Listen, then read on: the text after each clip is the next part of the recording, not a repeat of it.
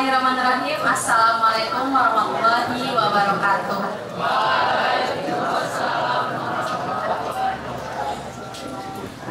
Yang saya hormati Bapak Pimpinan Pesantren Alam Sayang Ibu, yang saya hormati pula Ibu Direktur Pesantren Alam Sayang Ibu, yang saya hormati guru serta staf Pesantren Alam Sayang Ibu, dan juga anak-anak, Nuna dan Dende yang saya banggakan. Oke, pertama-tama adalah kita panjatkan puja dan puji syukur kita kehadirat Allah Subhanahu wa Ta'ala atas rahmat dan karunia-Nya kita dapat bertemu kembali di bulan yang penuh rahmat ini. Yang kedua, sholawat salam marilah kita junjung pada Nabi besar kita Muhammad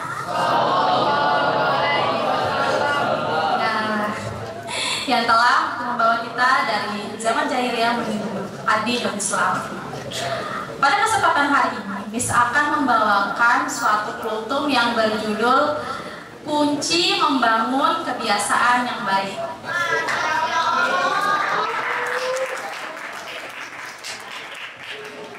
Pertanyaan pertama yaitu 1 tahun ada berapa bulan? Di 12 bulan ini ada 1 bulan yang secara dikhususkan oleh Allah Subhanahu wa Ta'ala, yaitu bulan Ramadan. Bulan Ramadan ini adalah bulan yang penuh rahmat serta bulan yang penuh pengampunan, sehingga alangkah baiknya kita melipat gandakan amalan-amalan, baik itu amalan sunnah maupun amalan wajib, karena pahalanya dilipat gandakan oleh Allah Subhanahu wa Ta'ala. Masya Allah. Nah, bulan ini juga menjadi kesempatan yang baik bagi kita untuk membangun kebiasaan baik atau kebiasaan baru, terlebih hubungan kita terhadap Allah Subhanahu wa Ta'ala. Pertanyaan besarnya yaitu bagaimana kunci membangun kebiasaan baru tersebut. Oke. Salah satu penelitian yang dilakukan oleh Dr. Maxwell Maltz, yang merupakan seorang dokter bedah plastik di tahun 1960-an. Jadi hasil penelitian Dr. Maxwell ini menemukan bahwa ternyata manusia memiliki waktu 21 hari untuk membangun suatu kebiasaan. Dari mana hal tersebut ada? Itu karena berdasarkan kasus-kasus atau pasien-pasien yang pernah dia tangani. Contohnya saat dia menangani kasus amputasi. Jadi badan manusia itu dapat membiasakan dirinya terhadap organ-organ yang sudah dipotong atau sudah hilang itu selama 21 hari.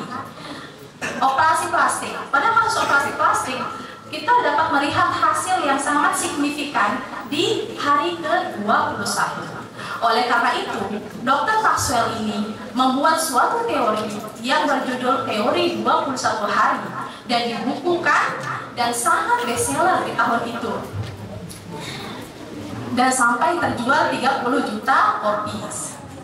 Nah, teori 21 hari ini sangat banyak digunakan oleh para motivator-motivator yang ingin mengedukasi audiensnya untuk mulai membangun habits atau kegiatan yang baik. Nah, hal ini juga yang coba Miss terapkan di 21 hari. Jadi Miss pernah mencoba teori ini. Kegiatan baik yang ingin Miss bangun yaitu mengurangi intensitas dalam menggunakan gadget, dimana saat itu Miss bisa 1 hari itu 8 jam menggunakan gadget. Miss ingin menurunkan intensitas itu menjadi 4 atau 6 jam dalam straight 21 hari. Oke, kita mulai questnya.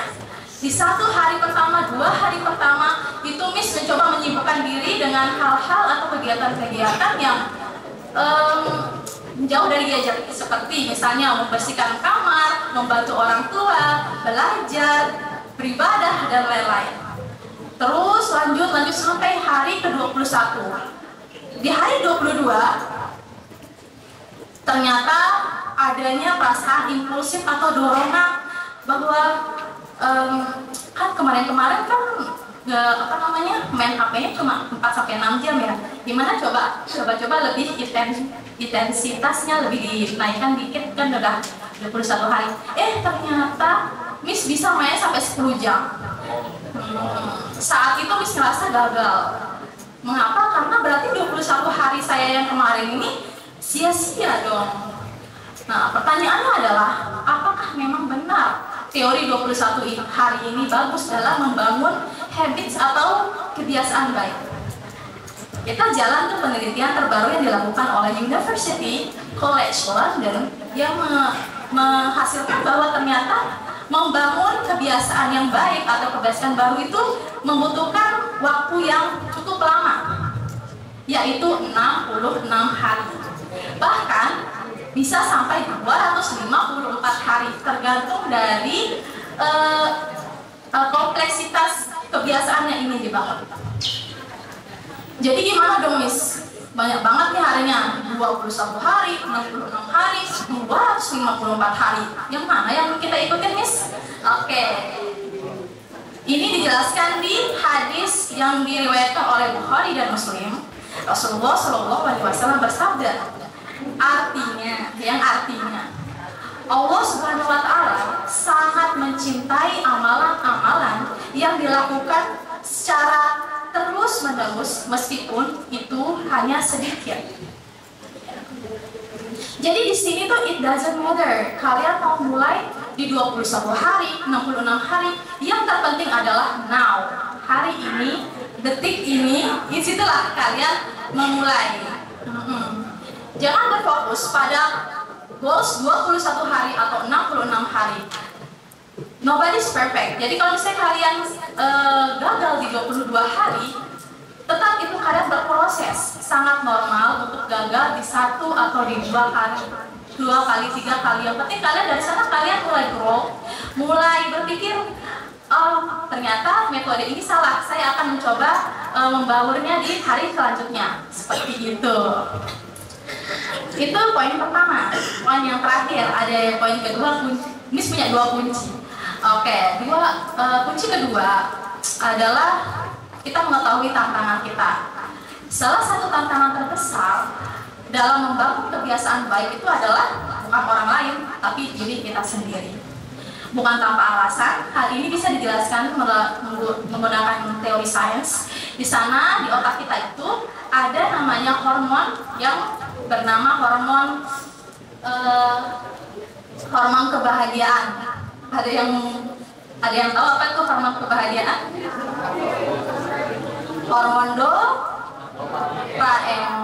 dopamin. Ya. Oke. Hormon dopamin itu adalah hormon kebahagiaan. Hormon dopamin ini bisa dihasilkan dari kita melakukan hal-hal yang kegiatan yang kita sukai. Contohnya, makan makanan yang kita sukai. Kegiatan yang kita sukai itu adalah contoh kita bisa menghasilkan hormon dopamin di otak kita. Masalahnya adalah sangat banyak kegiatan. Kita bisa memilih kegiatan yang kita inginkan. Contohnya yang pertama, makan makanan yang kita sukai. Miss mau nanya, jika ada gorengan sama sayur, kalian pilih yang mana?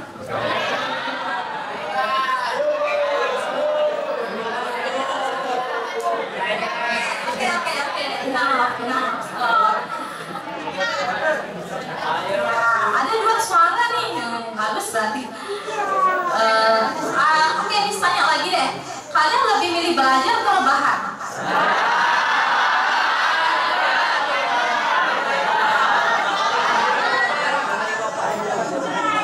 Kedua kegiatan tersebut sama-sama menghasilkan dopamin, tapi memberikan impact yang berbeda pada diri kita.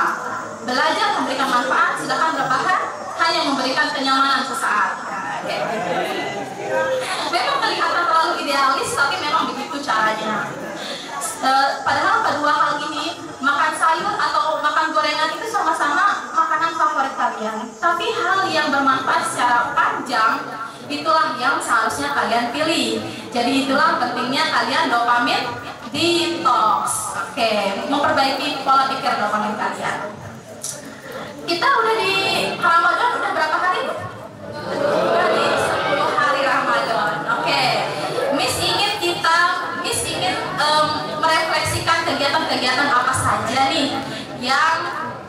kalian lakukan ketika di bulan 10 bulan Ramadan ini. Yang pertama adalah kegiatan sahur. Siapa bilang sabar? Sahur. Kalian tahu nggak? Oh ya, pagi itu mesti tanya nih.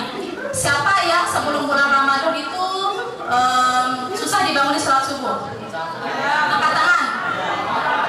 Bisa angkat tangan soalnya. Bisa juga termasuk.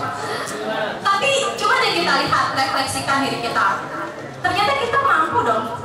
Kegiatan bangun sahur itu membuktikan bahwa kita ini mampu untuk bangun sholat subuh. Bahkan kegiatan sahur itu kan lebih dulu daripada sholat subuh. Itu kita mampu ternyata, Masya Allah. Selanjutnya yaitu kegiatan sholat tarawih. Kegiatan sholat tarawih ini membuktikan kita bahwa ternyata kita bisa beribadah, berdiri lebih lama untuk beribadah. 8 rakaat bahkan lebih. Ayo, siapa yang sebelum bulan Ramadan itu sholatnya tergesa-gesa, tumaninahnya tidak sempurna, ternyata kita mampu loh untuk berdiri lebih lama dalam beribadah. Selanjutnya yaitu puasa. Ternyata dari kegiatan puasa ini kita membuktikan bahwa ternyata kita mampu dalam mengontrol diri kita untuk tidak makan dan tidak minum, tidak berkata kotor atau hal-hal lainnya yang membatalkan puasa. Dan hal yang terakhir adalah kegiatan membaca Al-Quran. Tentunya di kegiatan membaca Al-Quran pernah kita lakukan di sebelum bulan Ramadan, tapi intensitasnya berbeda. Nah, amalan-amalan yang terus kita push untuk bulan Ramadan ini, contohnya adalah membaca Al-Quran. Yang di saat sebelum bulan Ramadan ini bahkan 1 lembar saja sulit. Namun ketika bulan Ramadan ini kita mampu untuk khatam 2 bahkan sampai 3 juz, 2 sampai 3 kali dalam 1 bulan. Masya Allah. Ternyata kita semua mampu. Hal ini membuktikan kita semua mampu. Tapi prioritasnya saja yang tidak diprioritaskan. Kita sama-sama mempunyai waktu. Oke. Jadi dari sini kita bisa belajar bahwa asal hal itu baik, maka sejatinya Allah Subhanahu wa Ta'ala akan selalu mendukung kalian dan mengarahkan kalian dan juga memberikan kalian jalan. Okay. Itu saja dari Miss. Thank you so much for your attention. Assalamualaikum warahmatullahi wabarakatuh.